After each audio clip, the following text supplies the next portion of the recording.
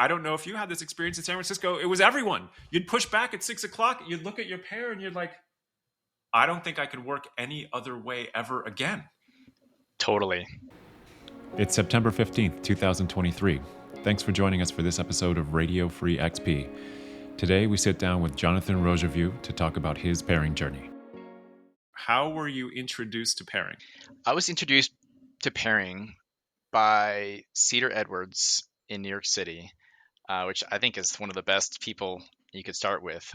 So the situation was I was on a field-facing team in Pivotal, which wasn't doing pairing at all. And so engagement director, very much helping out the sales team and all that.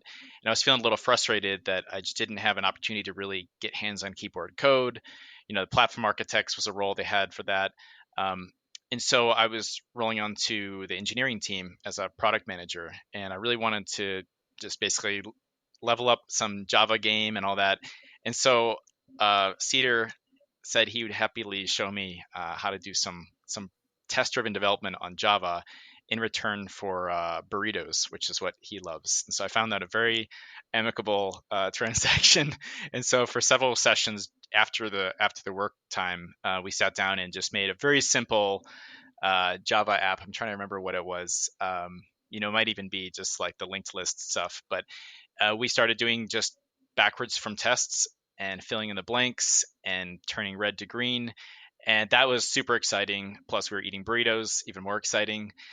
And that just led to the journey of like, okay, this is an effective way to work. And when I ended up doing that with other people later on the product team that I was on, I was just enthralled by how productive we were, just how much your brains synchronize, things you miss, somebody picks up on.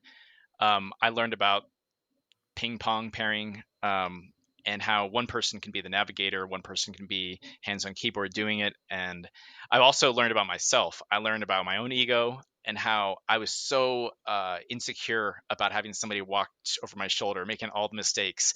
I'm like sweating. Oops. I'm sorry, my phone just went off. Need to silence that for next time.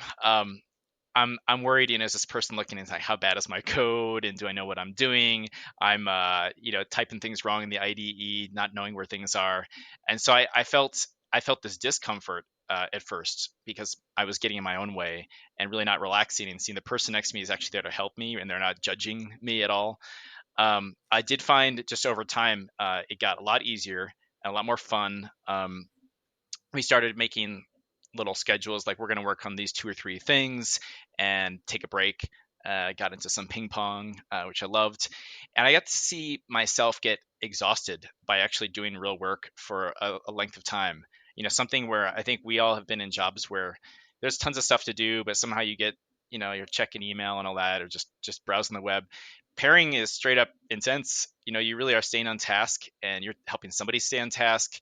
You're researching. And long story short, I just found it a very effective way to get problems organized and solved and not just find out what the solution is, but is this the right solution? And can we cycle through a few other solutions and try them out? And it's great. I recommend it to everyone. And I'll say one thing, I sometimes go scope out pairing and pivotal style methodologies on forums like Hacker News, for example. I have a habit of finding when I read a great book, I go look on the Amazon 1-star reviews to see like why someone hated my favorite book. And the same token, I love to see why people hate or are frustrated by pairing. And you'll see people have never worked that way. That's not my way.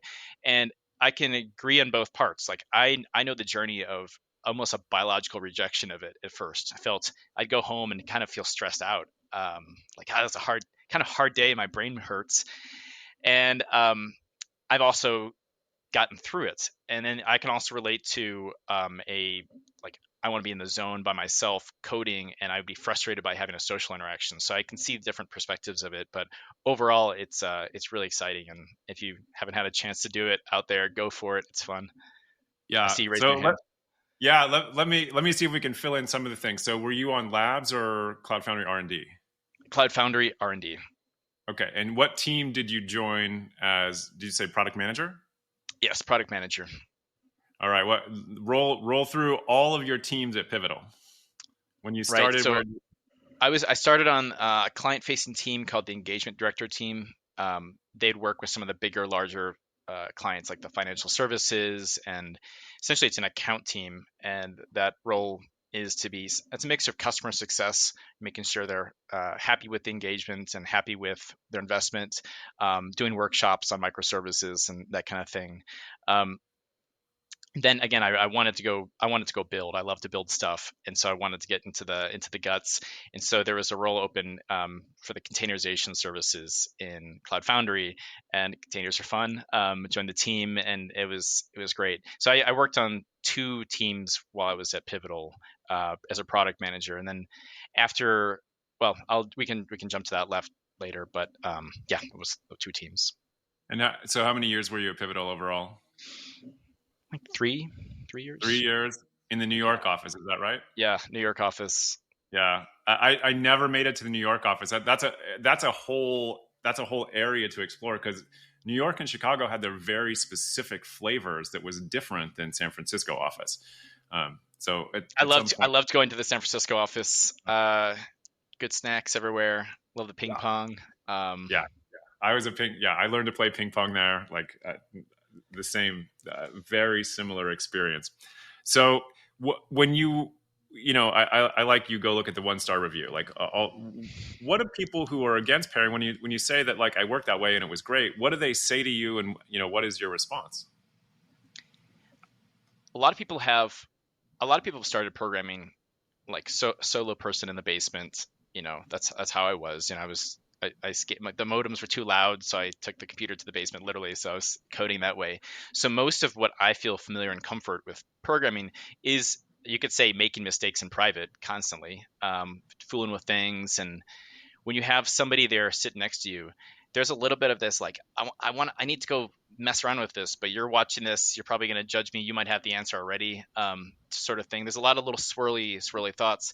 And I think one maybe macro thought is, the code is mine. Like, it's my code, and you're looking at me with my code, judging it versus our code. And this is the goals of what it's hoping to achieve, or the problems. And let's, it starts off as a blank canvas, and let's cut into it and make it work. It's a different mindset. But you could feel our monkey minds have attachment to the code that I wrote, the solutions I wrote, and whether they're broken or not is a whole different story. But I think that's one. A lot of times people feel uncomfortable being so close to somebody physically. I think could be something. Just when else in our lives do we sit there side by side with somebody staring at the same screen? That can be uncomfortable. The little particular habits we all have. Are you picking your nose? Are you like clicking your mouse too much? When you're doing this to look for something, are you messing with somebody's mind? There's a lot of these little micro things that you can find yourself getting really frustrated with. And of course, if you're self-aware, you're doing the same thing to somebody else. You can only hear somebody in the morning scrape the toast so much before you go insane. Same thing with pairing. Yeah. It's funny. Those are the kind of things that I would get, like, well, what if you don't like your pair, or some small element, and it's like, it's like saying, well, look, it's cold if you go skiing. Like, yeah, it's cold. I agree, it's cold, right? There are these little things that you can deal with them. There's structure for dealing with them. But have you skied? Like, it's downhill and it's fast and it's fun. Like, it's a lot of fun, right? And snowboard, right? So yeah, that's I found Oh, go ahead. Sorry. Yeah, I regard myself as a promiscuous pair. I will pair up on literally anything, and it has to, and it was refined for me at Pivotal, which is, it really is. There's no other way to say it. You start getting misty when you talk about Pivotal stuff, but you have to learn to open your heart to deal with a technical problem, which almost, like, no one has those two things combining, and so Totally. Yeah. Promiscuous pair. I agree with you. I would love to pair on just about anything. In my own personal life, I have a bunch of note cards and a dry erase board with magnets. And I try to keep sort of a mental backlog going on with that. And to me, I can tell the difference in enthusiasm for myself when I'm working on something, just a mundane task. When there's somebody else working with you, it's so much more fun. I mean, you can really have a different hour of lame, boring, some sort of paperwork versus this is exciting, sharing some time with somebody, helping a problem. It's great. Yeah. I call that garbage work gets done with pairs. Like, hey, hey guys, you drew the straw of checking the page numbers on everything in this critical manual for the client. You're going to get out a 700-page book, and you are going to confirm that every page number is paginated correctly.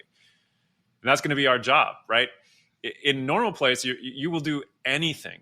You'll like pull a fire alarm to avoid that, right? But for a pair, you can agree this is really terrible work, and so we're going to come up with a system to do this terrible work. We're gonna do 20 pages and just see what we feel like. We're gonna play ping pong and discuss what that was like, right? Then we're gonna come back and we're gonna figure out a better system for counting. And It should be a very obvious thing, but it's a lot about asking yourself, how can we? And then one of those how can we is, how can we make this fun? Is it putting on music? Is it doing jumping jacks in the middle of it? I don't know. Whatever can make it fun. But we're physically here. We're two people working on something. It doesn't have to be so mundane and frustrating. And usually, if you can attach what you're doing to a why or to a bigger goal, you can get a little excited about it. It's sometimes difficult to change your mindset, right? Something that feels like a grunt work. I always use dishes as an example. Dishes is grunt work in one mindset. Other way is, a good craftsman takes care of their tools. And if that doesn't work for you, put on some really good dance music. So you're like jamming to some music while doing dishes. You can make things like that fun. It's just, you have to be a little creative. There's a funny tie-in to that, which is Rob Me was a dishwasher at one point, and I was in the office while we were doing dishes. He's like, "Oh, I have a whole technique." And just like we were doing something in development, and he broke down his dishwashing technique. I'm like, "Yep, this is what it is." And so, that dishwashing thing is a really funny pointer. So, are you working paired now? You're still at Tanzu, right? No, Okay. I'm a free agent building my Cambria Labs full speed.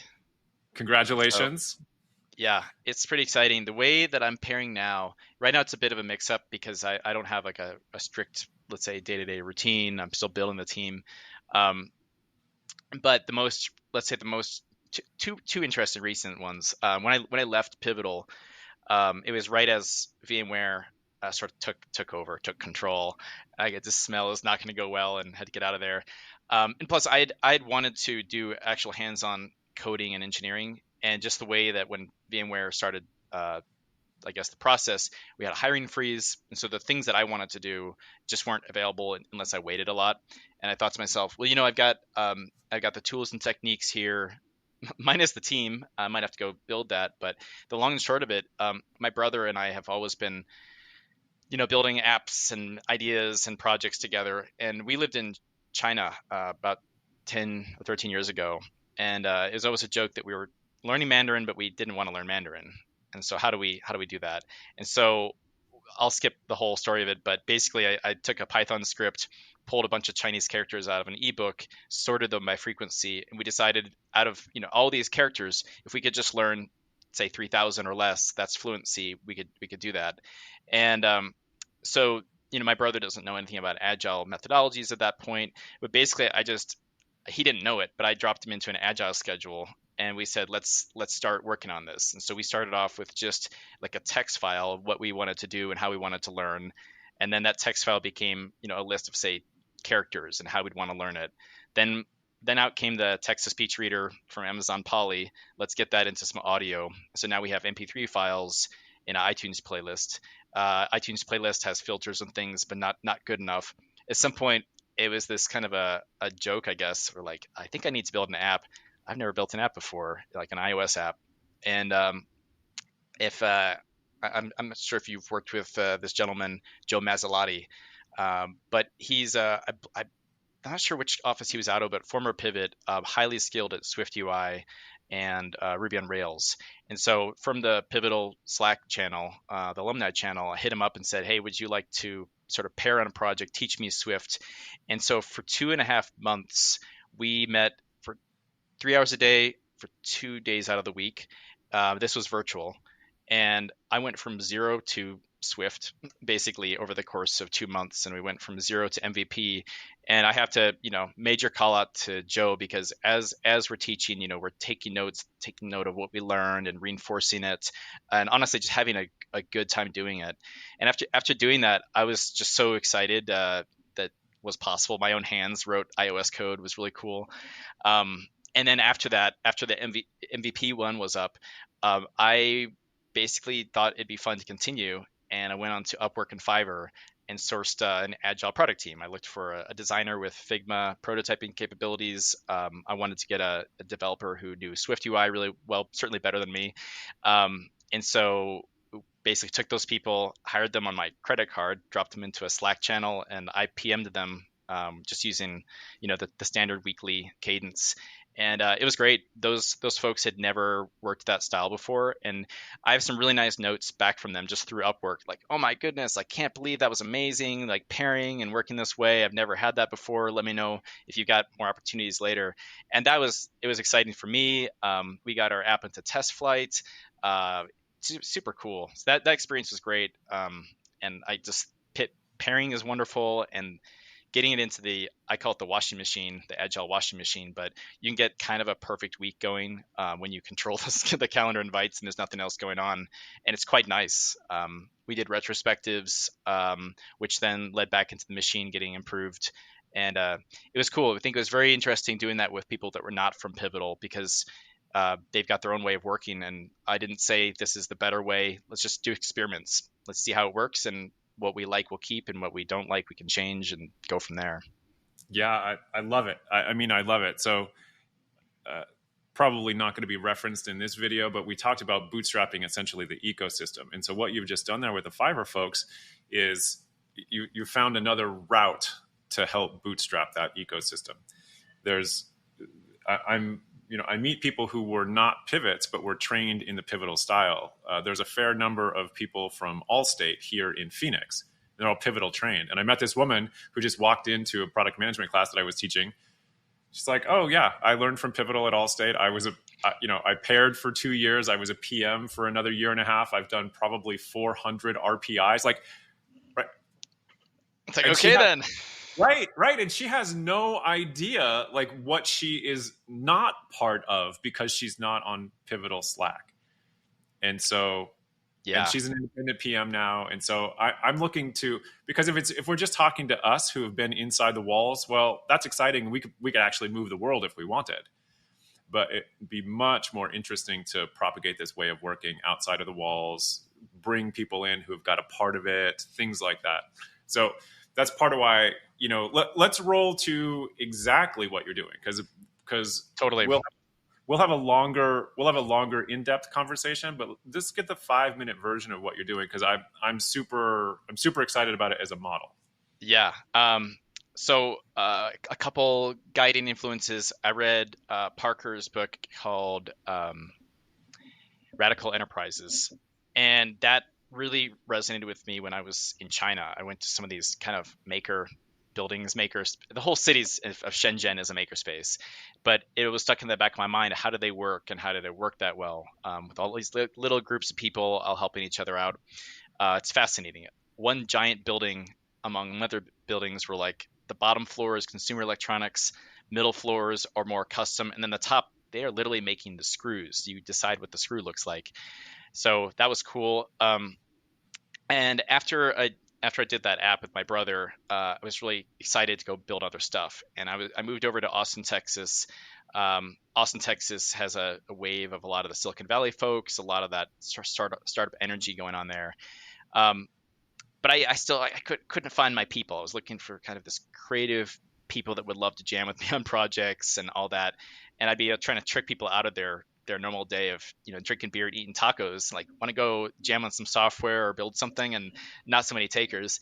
But in the middle of the night, I woke up and thought, like, what is a makerspace? And I never really gave it much thought. It sounded cool, but I saw there was one in Austin, and just Googled it. I looked for best makerspaces. For the past couple of years, I've been very focused on seeking highest quality in everything I do, from people, processes, techniques to components, materials.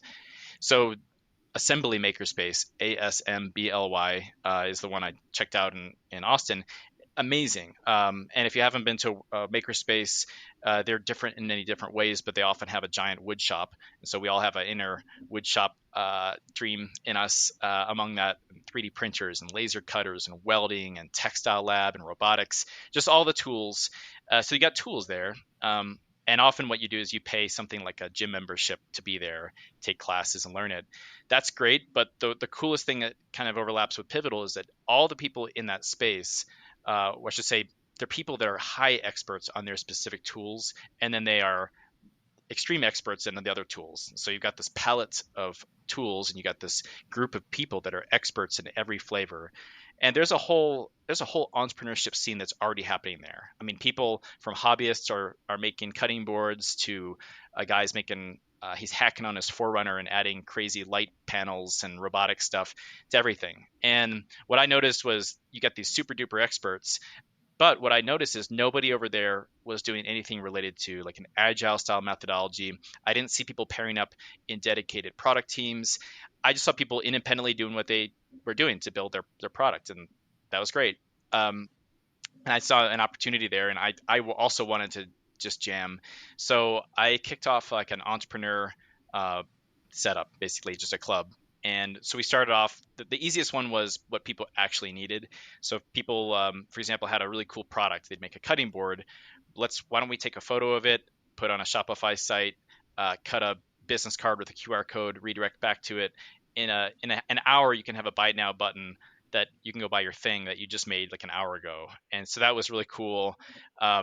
Then that started getting people into more entrepreneur mode. Like we got to get LLCs and banking and all that. And that was one where we had to say, stop, like let's take a step back and talk about our ideal client profile.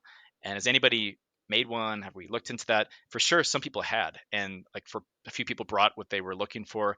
A lot of people had never heard of that concept. And so we sat down and like, not only are we talking about your ideal client, but I pressured them, maybe not pressure, encourage them to think of 3 of your FES clients that like you would be afraid to go bring this product to, but we're going to do it. We're going to talk to them. We're going to build the product for them. And that was good. Got some good heartbeats there. Where I was like, we're gonna call them up and show them this thing and get some feedback. And of course, once you break the seal, people are excited.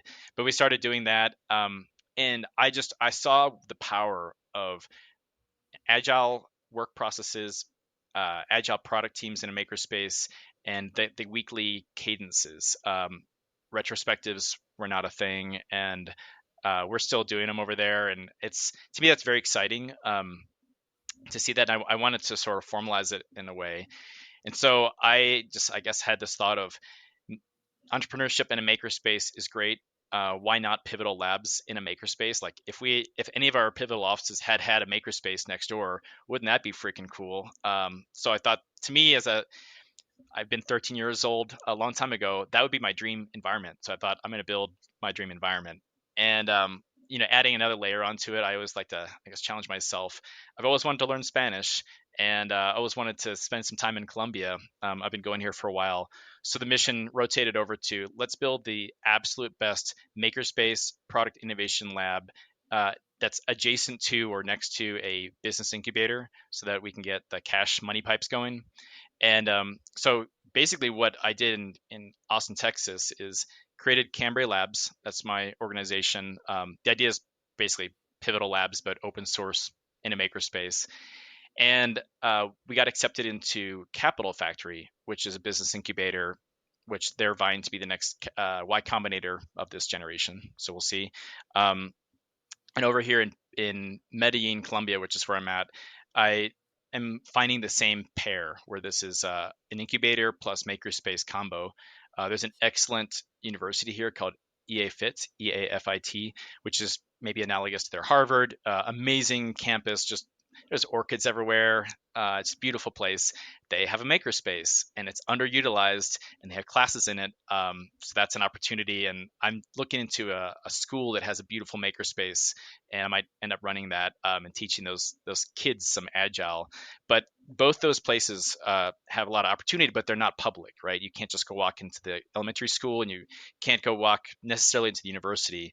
And so the idea of like a a somewhat public place, like a community makerspace that itself people can join, right? The idea is to have like 5-star FES people be deliberate about membership, but once you're in there, there's more the teams that you can join, and so that's where you get to the pivotal style core, the commercial parts, where you might have themes of projects that we all as a group agree we should focus on, and I get to self-select into a team.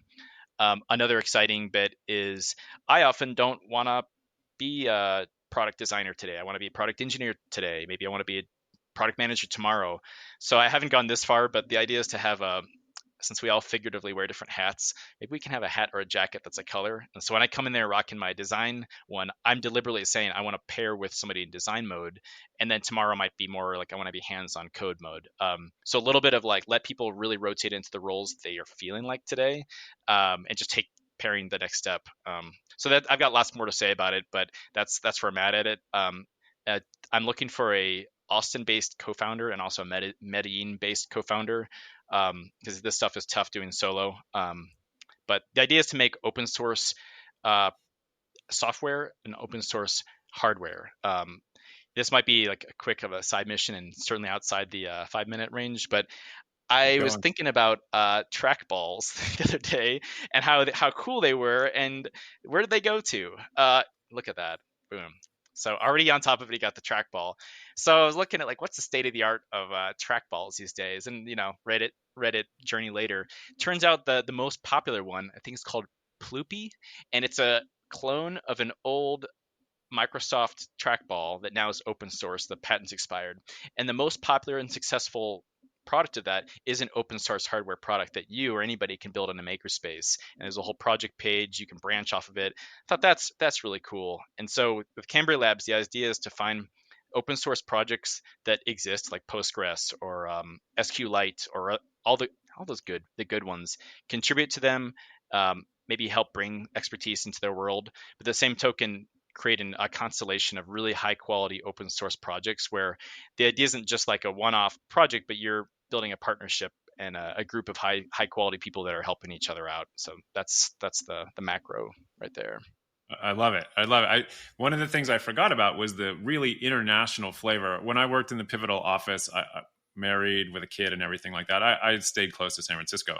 But there was that constant cycle of people who are like, oh, I just came from New York. I'm doing my tour in San Francisco. I'm headed to Tokyo or Singapore or Australia.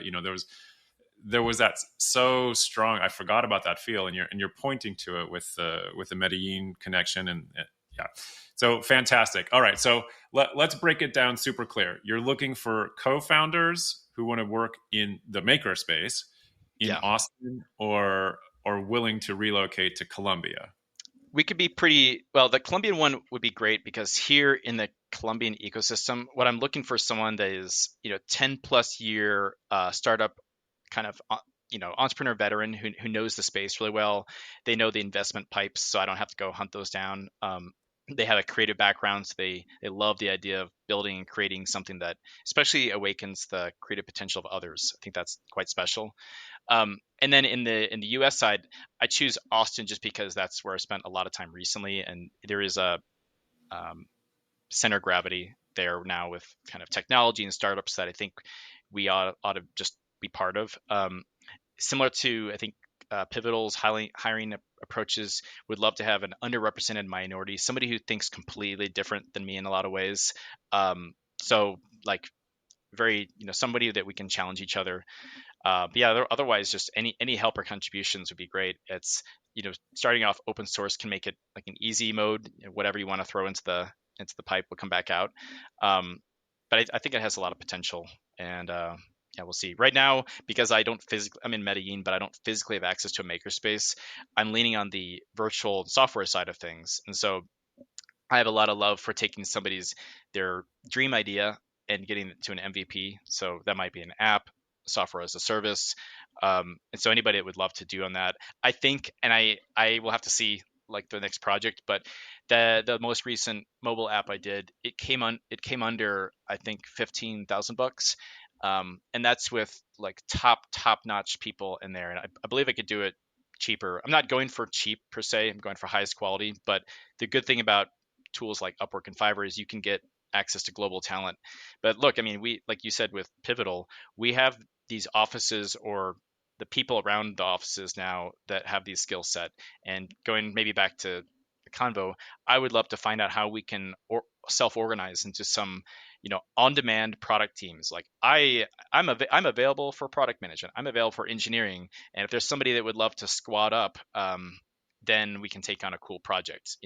And the idea would be 5-star, top-notch clients working the way that we know as well. It works well, and have a lot of fun doing it. I mean, that's to me I'm in in pursuit of my dream job, which is pretty close to Pivotal, just at a makerspace, and I'm excited for it. Fantastic. Right. So, all right, your helps are clear. You want folks to work with. You want to work out of Austin or Columbia. All right, we'll wrap on that, Jonathan. Thank you so much for taking the time to do this intro. We're going to do a deeper dive on Jonathan's makerspace model in another episode. For now, thanks for recounting how you got into pairing and what you love about it. And it comes straight through. So thanks so much for all of it. Thank you, Tony. Thank you for listening to this episode of Radio Free XP. If you're interested in helping with graphics, bumper music, or production, or if you'd like to be on the show, please contact Jesse Alford or Tony Hansmann on the Pivotal Alumni Slack. You can also reach us via email at jesse.alford@pm.me or presept@gmail.com for Tony.